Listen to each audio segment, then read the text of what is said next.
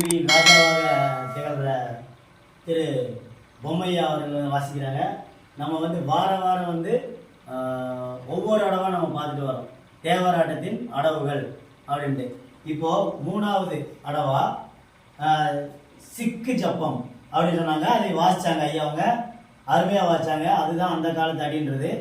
இந்த உரிமையிலேருந்து, இந்த தேவத்தின் அருமையான இசையாக வந்தது. ஐயா அவங்க ஆடினாங்க. இதுக்கு பேர் சிக்கு ஜப்பம் அப்படின்னு சொல்கிறாங்க.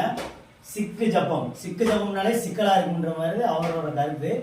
அது எங்கே மிதிக்கிறாரு என்ன ஏதுன்றது அந்த ஆட்டத்தின் அடவுகள் கரெக்டாக உள்ளே போனால் தான் தெரியுன்றது நம்பப்படுது.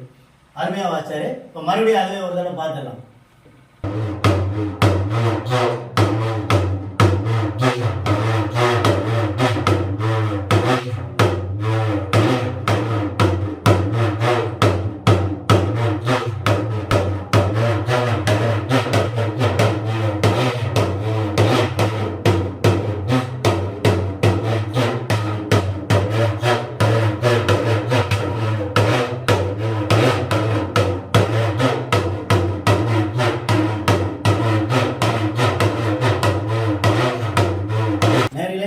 அருமையாக வாசித்தார்.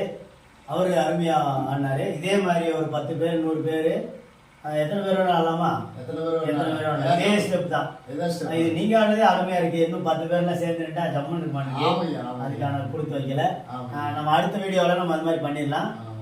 நம்ம விளக்கம் மட்டும்தான் சொல்கிறோம். ஒவ்வொரு அடவுக்கு எப்படி ஆடுறது, அதோட அடவுகள் ஒவ்வொரு அடிக்கும் மாறுது. அந்த அடவுகள் ஒவ்வொரு அடிக்கும் மாறுது. நம்மளுக்கே அந்த ஸ்டெப்பு மாறுது. அது சிறப்பாக பண்ணாருங்க. நீங்கள் எல்லாருமே தொடர்ந்து எங்களுக்கு ஆதரவு தரணும். இந்த லைக் ஷேர் பண்ணிடுங்க. லைக் ஷேர் கமெண்ட்டு தயவு செஞ்சு சொல்லுங்கள். இதில் எங்களுக்கு தெரிஞ்ச அளவுக்கு நாங்கள் சொல்கிறோம். உங்களுடைய கருத்துக்களை நீங்கள் எங்களுக்கு தெரியப்படுத்தினா தான் நாங்கள் அடுத்த வீடியோ நல்லா பண்ண முடியும். ஓகே, ரொம்ப நன்றி.